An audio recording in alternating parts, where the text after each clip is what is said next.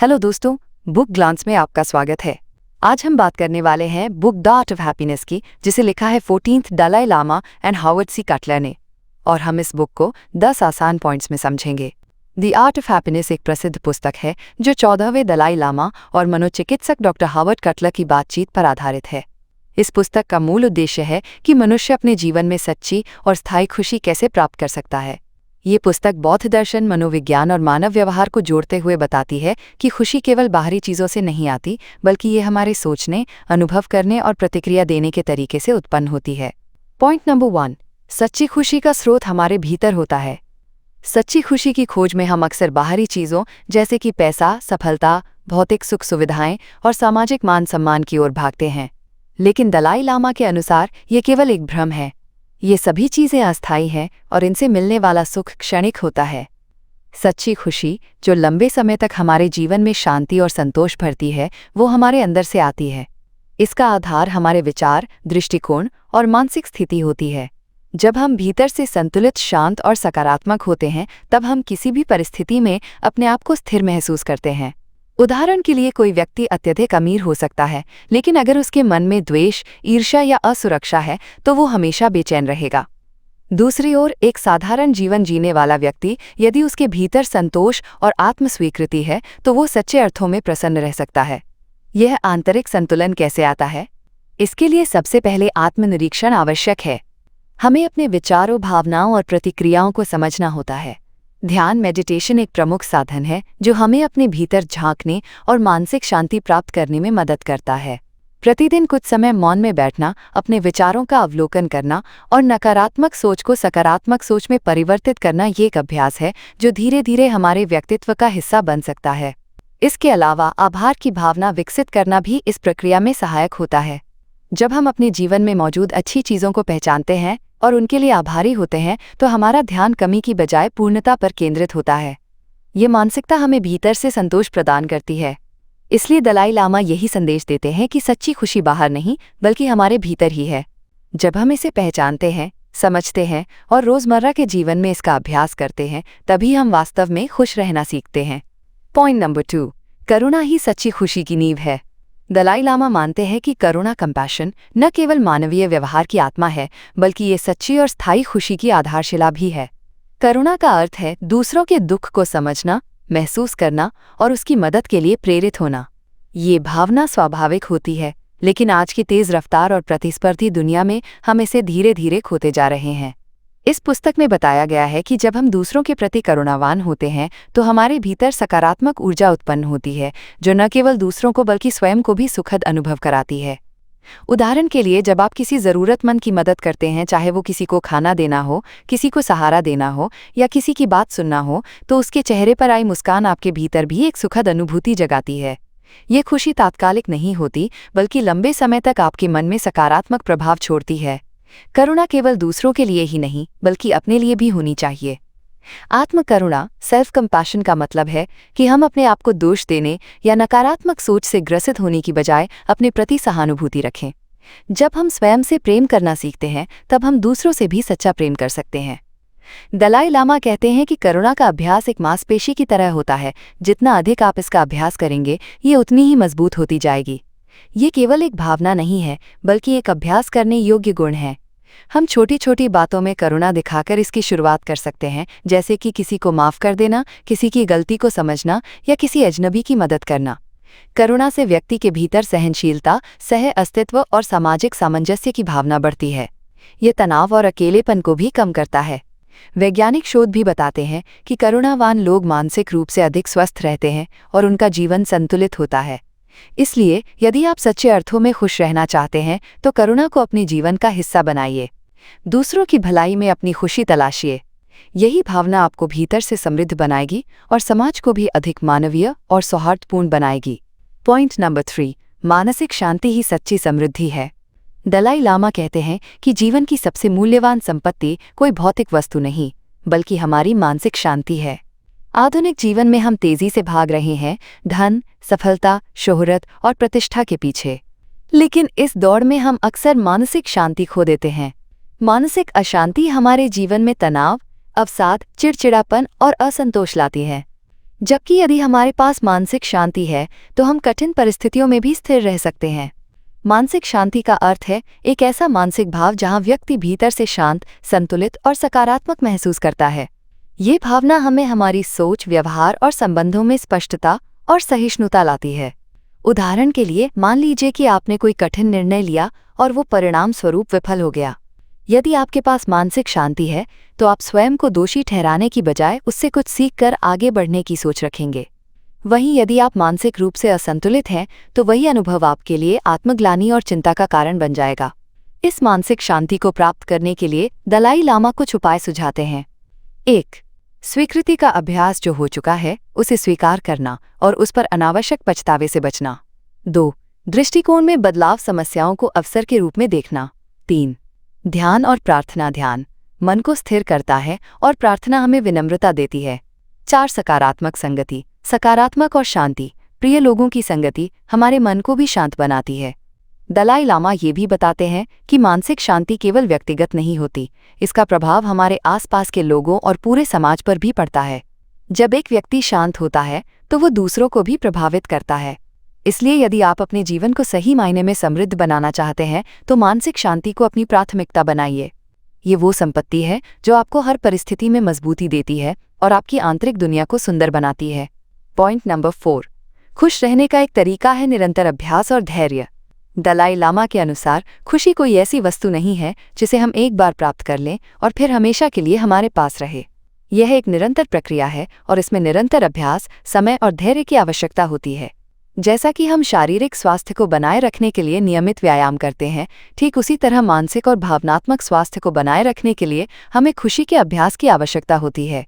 खुशी एक मानसिक स्थिति है और इसे बनाए रखने के लिए हमें नियमित रूप से सकारात्मक विचारों, कार्यों और भावनाओं का पालन करना पड़ता है। ये विचार हमें ये समझने में मदद करता है कि खुशी सिर्फ एक घटनात्मक भावना नहीं है, बल्कि ये एक लंबी यात्रा है जिसमें कई छोटे छोटे कदम होते हैं। यही कारण है कि दलाई लामा कहते हैं कि खुशी को पाने के लिए हमें खुद को हर दिन उस दिशा में काम करने के लिए प्रेरित करना होगा। एक दिन का प्रयास कभी पर्याप्त नहीं होता, बल्कि ये एक निरंतर प्रक्रिया है जो समय के साथ हमारी आदतों में रूपांतरित हो जाती है। उदाहरण के तौर पर, यदि हम हर दिन आभार प्रकट करने का अभ्यास करते हैं तो धीरे धीरे हमारी सोच बदलने लगती है। हम नकारात्मकता की बजाय सकारात्मकता को देखना शुरू करते हैं और जीवन के हर पहलू में खुशी तलाशने का तरीका अपनाते हैं। इसी तरह करुणा और सहानुभूति का अभ्यास भी निरंतर करना पड़ता है। यदि हम दूसरों की भलाई में निरंतर प्रयास करते हैं तो ये हमारे जीवन में स्थायी खुशी का कारण बन सकता है। इसके अलावा दलाई लामा का ये भी कहना है कि जब हम अपने जीवन में स्थायी खुशी की तलाश करते हैं तो हमें धैर्य और साहस की आवश्यकता होती है। हम जो कुछ भी करना चाहते हैं उसमें न केवल एक स्पष्ट दृष्टिकोण बल्कि लंबी अवधि तक उस पर कार्य करने का धैर्य भी जरूरी है। खुशी को एक दिन या एक सप्ताह में नहीं पाया जा सकता, बल्कि ये एक जीवन भर की यात्रा है। दलाई लामा के अनुसार खुशी को बनाए रखने का एक और महत्वपूर्ण हिस्सा ये है कि हम अपने विचारों को नियमित रूप से जांचते रहें। जीवन में आने वाली परेशानियों और समस्याओं से बचना संभव नहीं है, लेकिन हमारे विचारों और प्रतिक्रिया को नियंत्रित करना हमारे हाथ में होता है। जब हम किसी समस्या का सामना करते हैं तो हम किस तरह से सोचते हैं, इस पर हमारा ध्यान केंद्रित करना चाहिए। क्या हम उसे एक चुनौती के रूप में स्वीकार करते हैं या फिर हम उसे नकारात्मकता और चिंता में बदल देते हैं? इसलिए खुशी पाने का रास्ता केवल एक बार की सफलता या किसी बाहरी चीज के मिलने तक सीमित नहीं है, बल्कि ये एक निरंतर अभ्यास और मानसिक स्थिति है जो समय और धैर्य के साथ विकसित होती है। हमें अपने भीतर की सोच और भावनाओं पर ध्यान देना होगा और इस मानसिकता को जीवन का हिस्सा बनाना होगा। इस प्रक्रिया में धैर्य, समर्पण और आत्म प्रेरणा की आवश्यकता होती है। इस बिंदु से ये स्पष्ट होता है कि खुशी एक स्थायी स्थिति नहीं है, बल्कि ये एक निरंतर प्रयास का परिणाम है। हमें खुद को हर दिन खुशी के छोटे छोटे अभ्यासों में शामिल करना होगा और यही अभ्यास हमारी जीवन शैली का हिस्सा बनकर हमें सच्ची और स्थायी खुशी की ओर ले जाएगा। Point number 5। आंतरिक शांति और संतोष का महत्व। दलाई लामा के अनुसार आंतरिक शांति और संतोष ही सच्ची खुशी की कुंजी हैं। आज के आधुनिक समाज में लोग बाहरी सुख सुविधाओं, भौतिक संपत्ति और सामाजिक मान्यता को सबसे बड़ा उद्देश्य मानते हैं, लेकिन दलाई लामा का मानना है कि ये सब अस्थायी और क्षणिक होता है। असल में सच्ची खुशी केवल अंदर से आती है, जब हम मानसिक और भावनात्मक रूप से शांति और संतोष महसूस करते हैं। ये शांति और संतोष किसी बाहरी चीज पर निर्भर नहीं होते, बल्कि हमारे दृष्टिकोण, विचार और भावना की स्थिति पर आधारित होते हैं। आंतरिक शांति का मतलब है कि हमारे मन में स्थिरता हो, कोई घबराहट, चिंता या तनाव न हो। जब हम मानसिक शांति में होते हैं तो हम अपनी समस्याओं और संघर्षों को एक शांतिपूर्ण तरीके से देख सकते हैं और उनका समाधान भी अधिक प्रभावी ढंग से कर सकते हैं। यह स्थिति जीवन में आने वाली कठिनाइयों के बावजूद हमें स्थिर बनाए रखती है।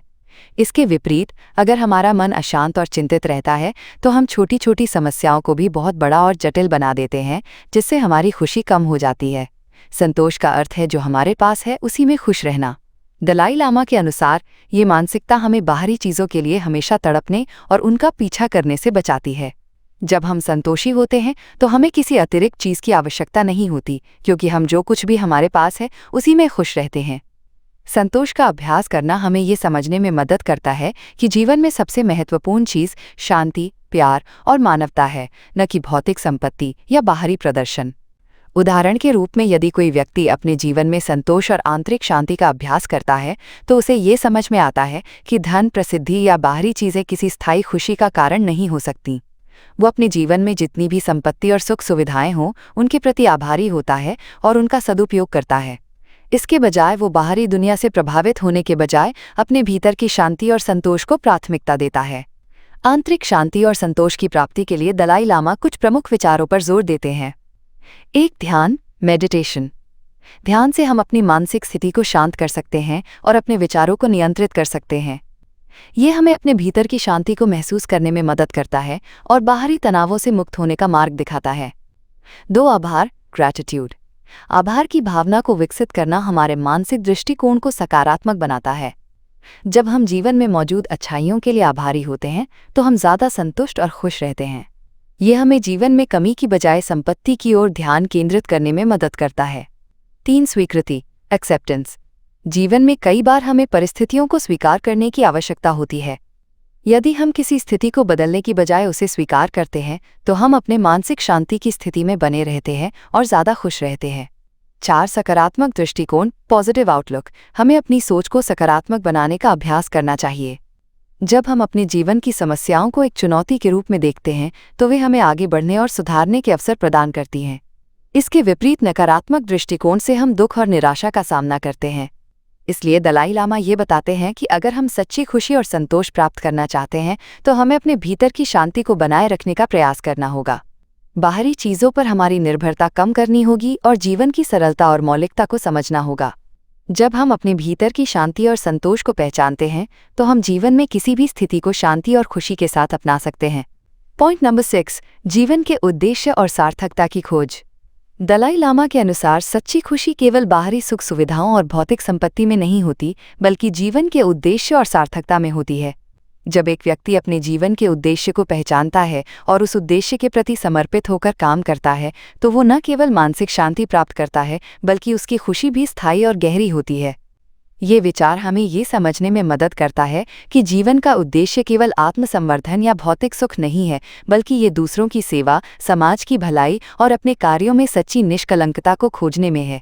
दलाई लामा का कहना है कि जीवन का उद्देश्य केवल खुद के लिए खुश रहना नहीं है, बल्कि ये दूसरों के जीवन में भी सकारात्मक प्रभाव डालना है। जीवन में एक उच्च उद्देश्य को प्राप्त करने की भावना हमारे मन को स्थिर और संतुष्ट रखती है, जिससे हम खुशी महसूस करते हैं। जब हम अपने जीवन को एक उद्देश्यपूर्ण दिशा में लगाते हैं तो हमारी यात्रा के दौरान आने वाली समस्याओं और कठिनाइयों को हम बेहतर तरीके से संभाल सकते हैं। इस उद्देश्य की खोज में सबसे पहला कदम ये है कि हम अपने अंदर झांकें और खुद से ये सवाल करें कि मैं किसके लिए जी रहा हूँ, या मेरे जीवन का असली उद्देश्य क्या है। ये आत्मनिरीक्षण हमें अपने उद्देश्य की पहचान करने में मदद करता है। कई बार हम अपने जीवन की दिशा केवल समाज की अपेक्षाओं या परिवार के दबाव के कारण तय करते हैं, लेकिन ये महत्वपूर्ण है कि हम स्वयं से ये सवाल करें कि हमें क्या करना पसंद है और हम किस कार्य में सबसे अधिक संतुष्टि महसूस करते हैं। उदाहरण के लिए, कोई व्यक्ति अपनी जिंदगी का उद्देश्य पैसे कमाना मान सकता है, लेकिन जब वो अपनी असली रुचियों का पालन करता है, जैसे कि कला, संगीत या समाज सेवा, तो उसे सच्ची खुशी और संतोष मिलता है। दलाई लामा का कहना है कि जब हम अपनी आत्मा की पुकार सुनते हैं और अपने दिल की दिशा में कदम बढ़ाते हैं तो हमारे जीवन में एक गहरी सुकून और संतोष आता है। सार्थक जीवन की खोज में एक और महत्वपूर्ण पहलू है दूसरों की सेवा करना। दलाई लामा ये मानते हैं कि हम तभी सच्ची खुशी प्राप्त कर सकते हैं जब हम अपने जीवन का कुछ हिस्सा दूसरों के लिए समर्पित करते हैं। ये सेवा कोई भी रूप ले सकती है, चाहे वो परिवार के लिए हो, दोस्तों के लिए या समाज के लिए। जब हम दूसरों की मदद करते हैं तो न केवल उनका जीवन बेहतर बनता है बल्कि हमें भी आंतरिक खुशी और संतोष मिलता है। इसके अलावा दलाई लामा ये भी मानते हैं कि जीवन का उद्देश्य केवल भौतिक संपत्ति या बाहरी सफलता में नहीं बल्कि हमारे द्वारा किए गए कार्यों की अच्छाई में है। जब हम अपने कार्यों को उच्च नैतिक मूल्यों और सच्चाई से जोड़ते हैं तो हमारा जीवन और कार्य दोनों सार्थक बन जाते हैं। इस उद्देश्य की प्राप्ति के लिए दलाई लामा सुझाव देते हैं कि हम छोटे छोटे कदमों से शुरू करें। शुरुआत में हमें ये पहचानना होगा कि हमें किसमें खुशी मिलती है और हमारे जीवन का उद्देश्य क्या है। इसके बाद हमें अपनी कार्यशैली और जीवन के प्रति दृष्टिकोण को बदलने की आवश्यकता है। जब हम अपने कार्यों में सच्ची ईमानदारी, धैर्य और समर्पण रखते हैं तो हम जीवन में एक उद्देश्यपूर्ण और सुखद अनुभव पा सकते हैं। इसलिए अगर हम जीवन में स्थायी खुशी और संतोष की खोज करना चाहते हैं तो हमें अपने जीवन के उद्देश्य को पहचानने की आवश्यकता है। हमें ये समझना होगा कि जीवन का असली उद्देश्य केवल अपने लिए जीने में नहीं है बल्कि दूसरों के लिए अच्छा करने और अपने कार्यों में नैतिकता और ईमानदारी को बनाए रखने में है। जब हम ये पहचानते हैं तब हम सच्ची खुशी और संतोष की ओर बढ़ सकते हैं। पॉइंट नंबर 7, मानसिकता का प्रभाव, सकारात्मक सोच और दृष्टिकोण। दलाई लामा के अनुसार हमारे मानसिक दृष्टिकोण और सोच की शक्ति इतनी मजबूत होती है कि ये हमारी खुशी और संतोष को सीधे प्रभावित करती है। मानसिकता न केवल हमारे बाहरी व्यवहार को प्रभावित करती है बल्कि ये हमारे जीवन के अनुभवों को भी आकार देती है। सकारात्मक सोच और दृष्टिकोण से हम जीवन की कठिनाइयों और चुनौतियों का सामना अधिक स्थिरता और संतुलन के साथ कर सकते हैं।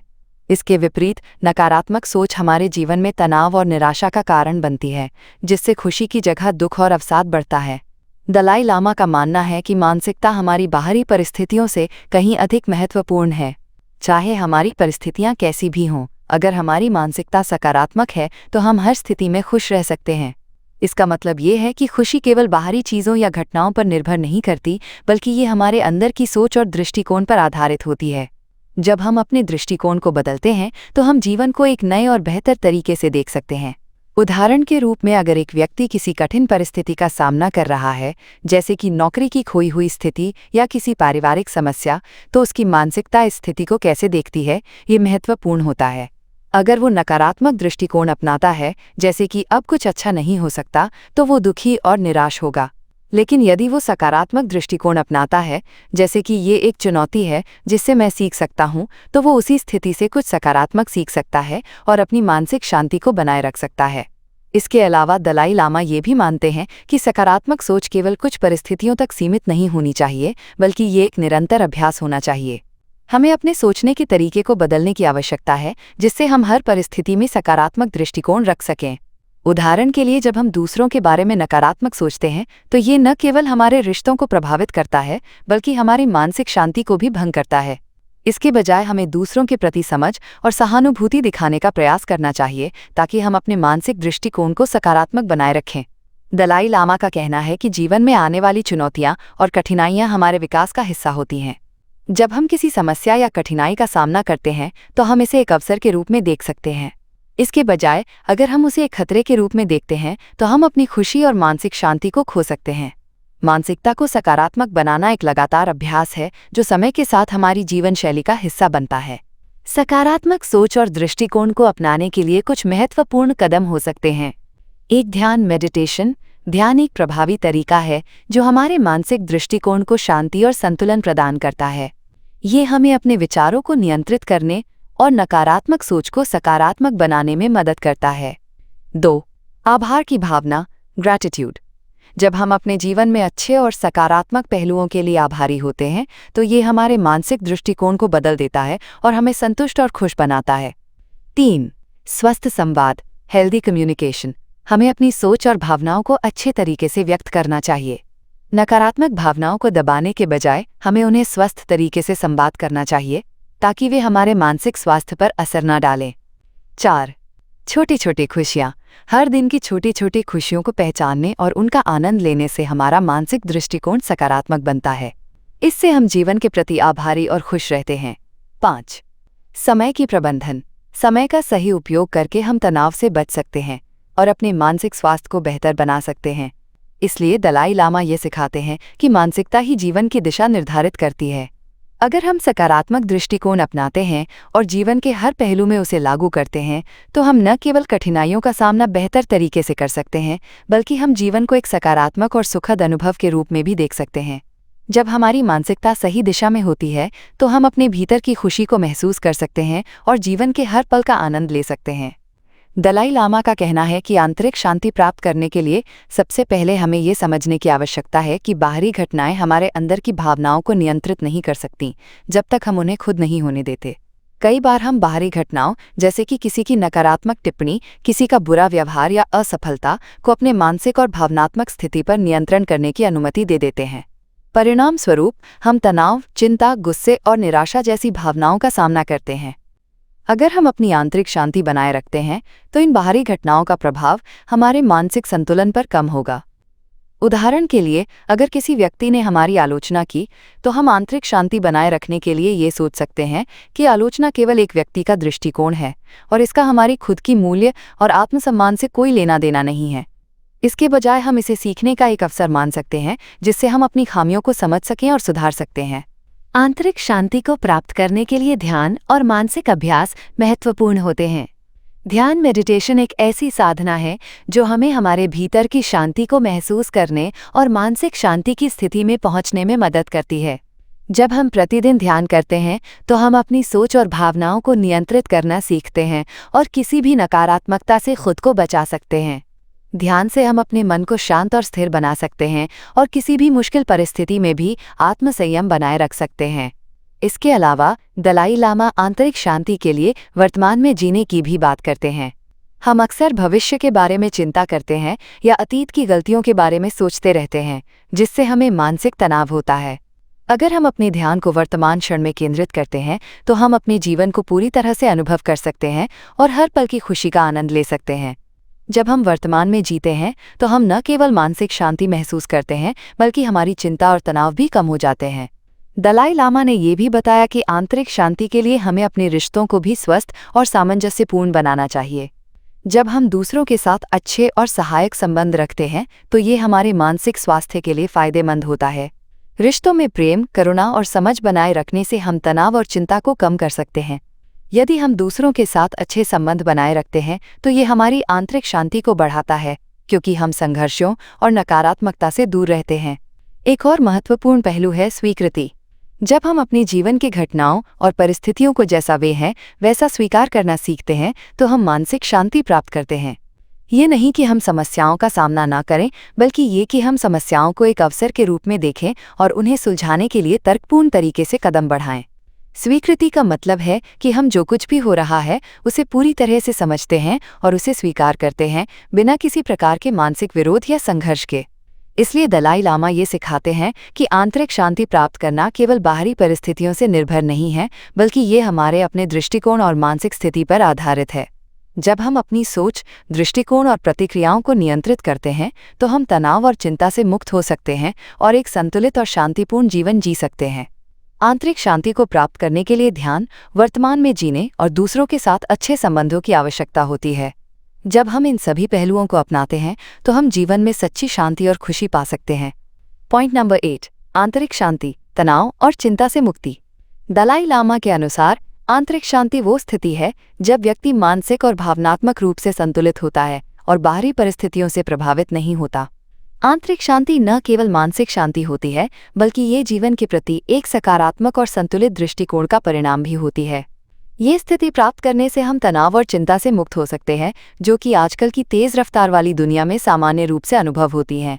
आंतरिक शांति का मतलब ये नहीं है कि हमारे जीवन में समस्याएं नहीं होंगी, बल्कि इसका अर्थ ये है कि हम उन समस्याओं को किस प्रकार से देखेंगे और उनका समाधान कैसे करेंगे। जब हम आंतरिक शांति की स्थिति में होते हैं, तो हम तनाव और चिंता को नियंत्रित कर सकते हैं, क्योंकि हम उन्हें केवल अस्थायी और नियंत्रित करने योग्य घटनाओं के रूप में देखते हैं, न कि अपरिहार्य और जीवन को नष्ट करने वाली ताकतों के रूप में। पॉइंट नंबर 9, आत्मज्ञान और स्वयं को समझना। दलाई लामा के अनुसार आत्मज्ञान और स्वयं को समझना सच्ची खुशी और संतोष प्राप्त करने का एक महत्वपूर्ण पहलू है। जब हम अपने अंदर की वास्तविकता को समझते हैं, तब हम जीवन के प्रति अधिक जागरूक और संतुलित दृष्टिकोण अपनाते हैं। आत्मज्ञान का अर्थ है अपनी आंतरिक स्थिति, भावनाओं, विचारों और प्रतिक्रियाओं को पहचानना और समझना। ये प्रक्रिया हमें अपनी कमजोरियों और शक्तियों को जानने में मदद करती है और हम अपनी कमियों को सुधारने के अवसर पा सकते हैं। आत्मज्ञान केवल बाहरी दुनिया से नहीं, बल्कि अपनी आंतरिक दुनिया से आता है। हम जितना अधिक खुद को समझते हैं, उतना ही हम अपनी प्रतिक्रियाओं को बेहतर तरीके से नियंत्रित कर सकते हैं। उदाहरण के लिए, यदि कोई व्यक्ति गुस्से में आता है, तो उसे ये समझने की आवश्यकता होती है कि गुस्सा क्यों आया, क्या वो किसी बाहरी परिस्थिति से प्रभावित हुआ है या क्या वो किसी आंतरिक भावना का परिणाम है। जब हम ये समझते हैं, तो हम अपने गुस्से को अधिक आसानी से नियंत्रित कर सकते हैं और उससे उत्पन्न होने वाली नकारात्मक स्थिति से बच सकते हैं। आत्मज्ञान की प्राप्ति के लिए एक प्रभावी तरीका है ध्यान, मेडिटेशन और आत्मनिरीक्षण। जब हम ध्यान करते हैं, तो हम अपने विचारों और भावनाओं को बिना किसी निर्णय के केवल अवलोकन करते हैं। ये हमें अपने अंदर की स्थिति को स्पष्ट रूप से देखने का अवसर प्रदान करता है।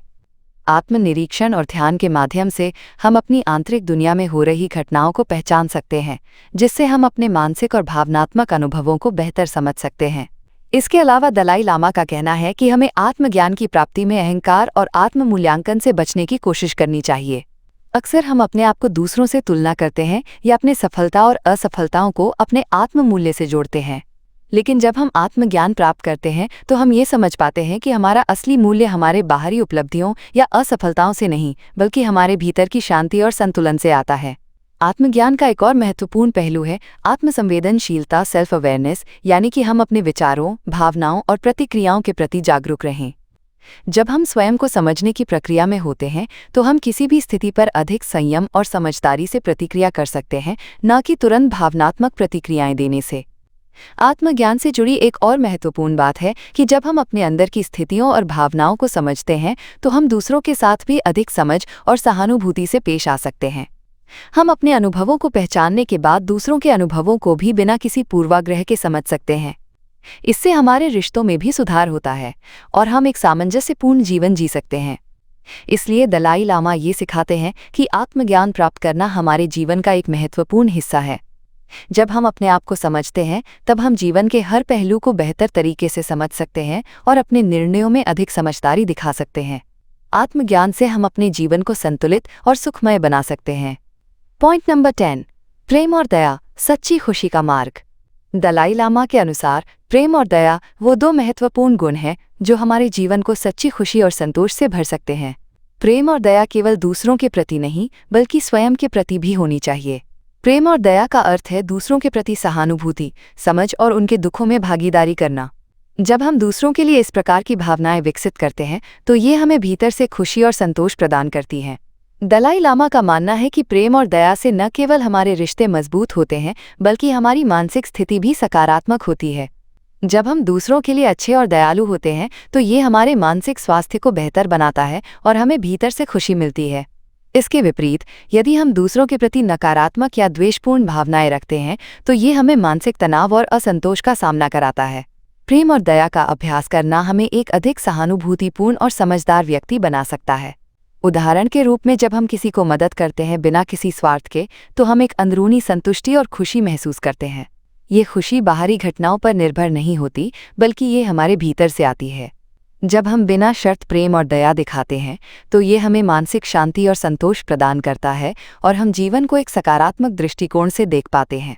दलाई लामा का ये भी कहना है कि प्रेम और दया का अभ्यास जीवन में उतार चढ़ाव और समस्याओं के बीच हमारी स्थिरता बनाए रखता है। जब हम प्रेम और दया के मार्ग पर चलने का निर्णय लेते हैं, तो हम न केवल दूसरों की मदद करते हैं, बल्कि हम अपने जीवन को भी संतुलित और खुशहाल बनाते हैं। ये आत्मसंवेदनशीलता और आत्मस्वीकृति की भावना को बढ़ाता है, क्योंकि हम अपने भीतर किसी को भी चोट पहुंचाने या नुकसान पहुंचाने के बजाय केवल सहायक और दयालु बनना चाहते हैं। प्रेम और दया के अभ्यास से न केवल हमारे रिश्ते मजबूत होते हैं, बल्कि ये हमें एक बेहतर इंसान भी बनाता है। जब हम दूसरों की भलाई में अपना योगदान देते हैं, तो हम अपने आत्मसम्मान को भी बढ़ाते हैं। इसके अलावा प्रेम और दया से हमारा मानसिक तनाव और चिंता कम होती है, क्योंकि हम अपनी ऊर्जा को सकारात्मक कार्यों में लगाते हैं, बजाय इसके कि हम नकारात्मक विचारों या भावनाओं में उलझे रहें। इसलिए दलाई लामा का संदेश स्पष्ट है, प्रेम और दया ही सच्ची खुशी के मार्ग हैं। जब हम इन्हें अपने जीवन में अपनाते हैं, तो हम न केवल दूसरों के जीवन में खुशी लाते हैं, बल्कि हम अपने जीवन को भी अधिक सुखमय और संतुलित बना सकते हैं। यह प्रेम और दया का अभ्यास हमें मानसिक शांति, आंतरिक संतोष और सच्ची खुशी का अनुभव कराता है।